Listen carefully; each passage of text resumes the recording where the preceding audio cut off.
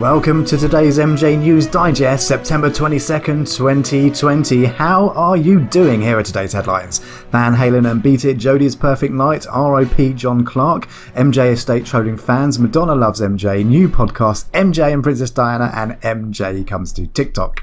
Okay, so from the Showbiz cheat sheet, how Michael Jackson reacted when Eddie Van Halen changed Beat It. So this is a positive article. Thank you, Showbiz cheat sheet. They seem to be publishing a lot about Michael Jackson. How Michael Jackson reacted when Eddie Van Halen altered one of his songs. So Eddie says, I was just finishing the second solo when Michael walked in. And you know, artists are kind of crazy people. We're all a little bit strange. I didn't know how he would react to what I was doing. So I warned him before he listened. I said, look, I changed the middle section of his song. Van Halen wondered how Jackson would react. Now in my mind, he says, he's either going to have his bodyguards kick me out for butchering his song or he's going to like it. And so he gave it a listen and he turned to me and went, wow, thank you so much for having the passion to not just come in and blaze a solo, but to actually care about the song. Thank you. Okay, so over on Twitter, Jodie Marsh. Jodie was a long-term defender of Michael Jackson throughout the whole Leaving Neverland controversy, and recently she tweeted this: literally the perfect night in watching a Michael Jackson concert while cuddling the cats. We've been binge-watching all the concerts. Billy is now obsessed as me, and she tags Michael and Taj Jackson, and the fans were in agreement that that is the perfect night of watching Michael Jackson concerts. Thanks, Jodie. Okay, Metalhead Zone. Michael Jackson's official IG account announces a death, but it caused a social media indignation. So this kind of ties together the sad passing of Jon Clark and also the MJ estate. Let's get into this article then. Okay, so there's John. The official Instagram account dedicated to Michael Jackson confused the fans by posting low-quality photos of recently deceased guitarist Jon Clark, which created a discussion about the credibility of the official account. Oh dear. Okay, so the official Instagram account of Michael Jackson caused fans to question his credibility. The admin of the account posted the low-quality photos of recently deceased Jon Clark twice. Clark was a guitarist, producer and songwriter who also took part in the theatrical production Michael Jackson The Immortal World Tour. Well, it was a bit more important than that regarding Jackson. Most notably, he took part in the Bad World Tour. But this is what the estate had to say. Jon Clark, a talented musician, but more importantly, a kind, generous and caring human being. It was impossible to be in a room with Jon without laughing and smiling. Even now, just thinking about him and all the warm memories he brought everyone, it's hard not to smile through the tears at the sad news of his passing at his home in Georgia. Jon will truly be missed by everyone who were privileged to know him, and everyone's thoughts are with his family. Rest in peace, Jon. And from the MJ News Digest family, we absolutely pay honour to Jon, who played a massive part in Michael Jackson's legacy. But it says here, going back to the article, in the comment section of the post, fans reacted to the mistakes of the admin, sharing the same low-quality photos and suggested maybe he or she should be replaced by someone else. So obviously this is just another kind of blunder in a long list of blunders. There's one of the images here which is obviously very low quality, and you're paying tribute to someone who's passed away, and that photo does nothing really to pay tribute. So let's have another look at this week's latest blunders by the estate. So obviously on the 17th of September we had that awful Human Nature one, this one on the 18th. Nice message. People ask me how I make music. I tell them I just step into it. It's like stepping into a river and joining the flow. Every moment in the river has its song, so I stay in the moment and listen. Nice quote from Michael, but the photo that they've decided to illustrate is obviously it's an edited photo, which has been lazily cropped. Again, it's how is that furthering the legacy of Michael Jackson? It might seem like the fans are nitpicking, but the MJ estate are the envy apparently of all the other legacy estates, and they are producing things like this. So fans were not happy. Someone says, beautiful pic, loving the writing on the left that's almost been cropped out from Black or White magazine. So let's have a further look. Obviously these tweets are repeated on all of the Michael Jackson social media. So these are the posts regarding Jon Clark. So there looks like there's 3 different posts there. And then the one above, which we just referenced. And then we have this one, the latest one. So, oh dear. Did you know that Michael Jackson was on the cover of Rolling Stone magazine a total of 5 times? We'll get to that in a moment. The first time he was just 11 years old. In September of 1987, a cartoon illustration of Michael graced the cover, and fans are not happy. Now, this article in Rolling Stone magazine, who were famously very negative towards Michael Jackson, the article is not a pleasant article. It's subtitled Michael Jackson in Fantasyland, and that picture some people class as being racist, and could be the start of the whole seeing Michael Jackson as some kind of freakish cartoon kind of person. So one fan wrote, "Greedy official, this is the work of the devil. I rebuke this whole post and MJ estate.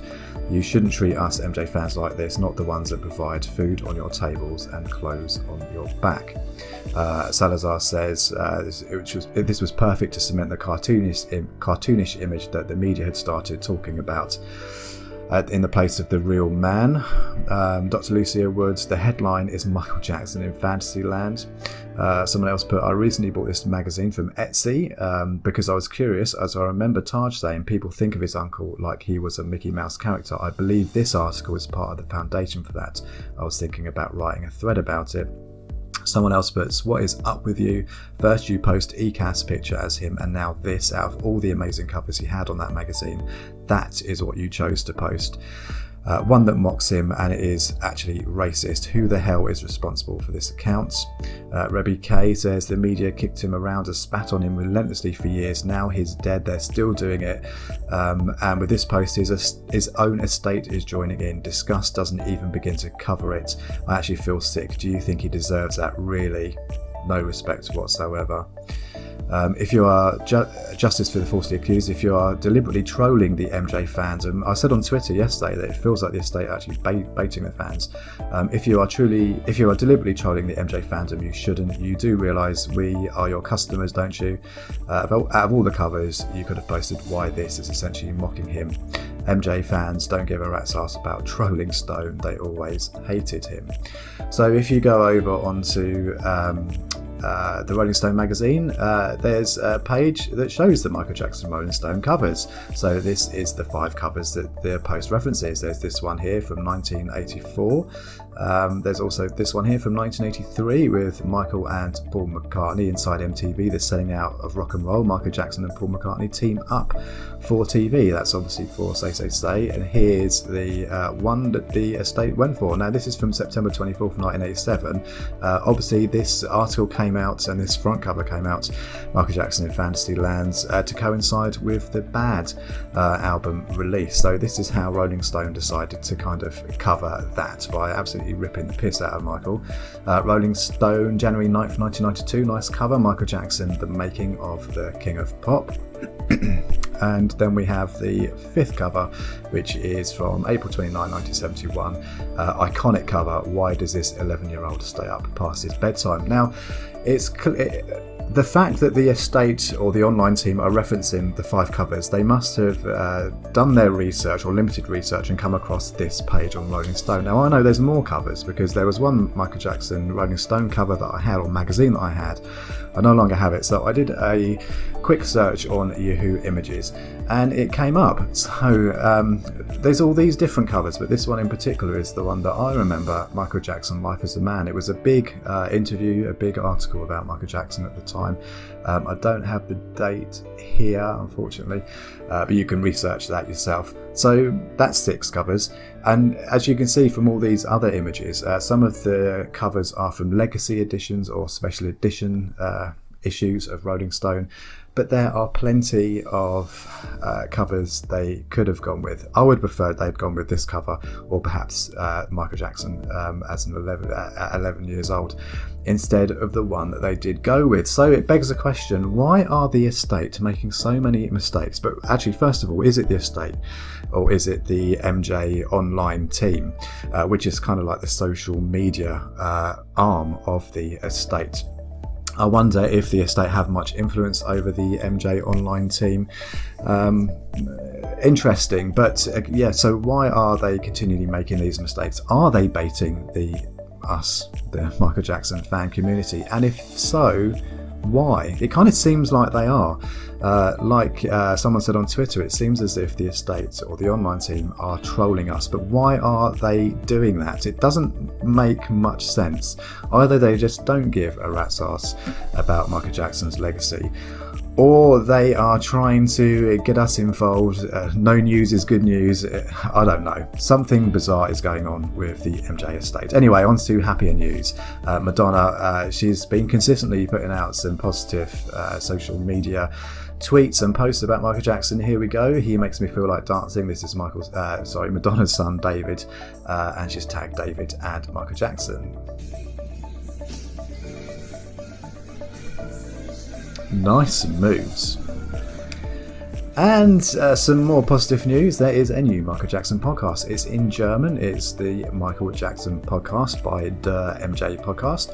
It says here, Tim and Kai, two longtime MJ fans, talk about being a fan, facts about Michael Jackson, mysteries, and much more. There's something for every MJ fan. As I said, it is in German, but I will be linking this in the description if you would like to listen to it. We need more MJ podcasts, so it's great to see this new addition.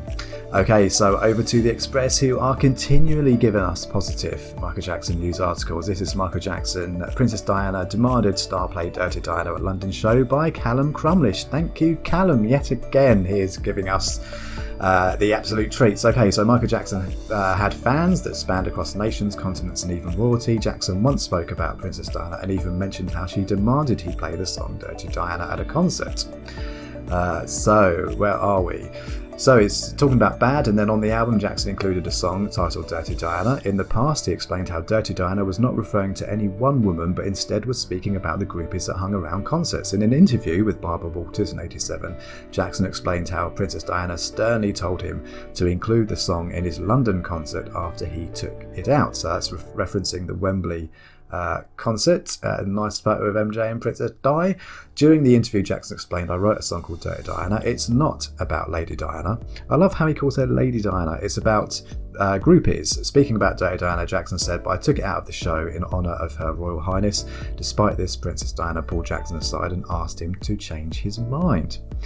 Mimicking her, he revealed, she took me away and asked, are you going to do Dirty Diana? And I said no, and she said, no, I want you to do it, do the song. Because of this, Jackson changed the set list once again to include Dirty Diana. Okay, thank you, Express. So this is an email, a mail shot from the MJ Online team. Hello, MJ fam.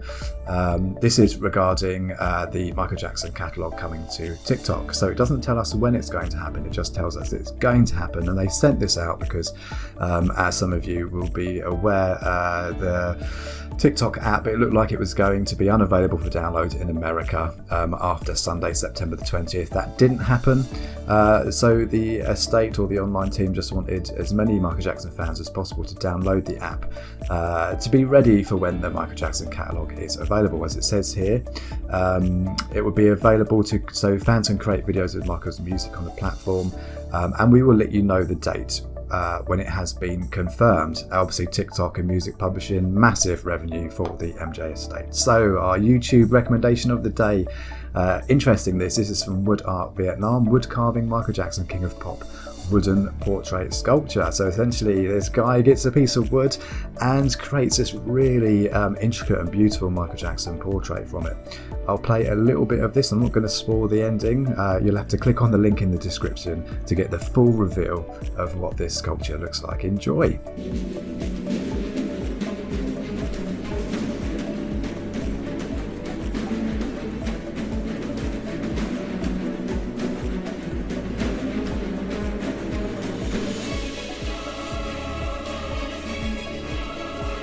And that's it for today's MJ News Digest. Thank you so much for watching. I really do appreciate it. Please like, comment and subscribe because the best is yet to come.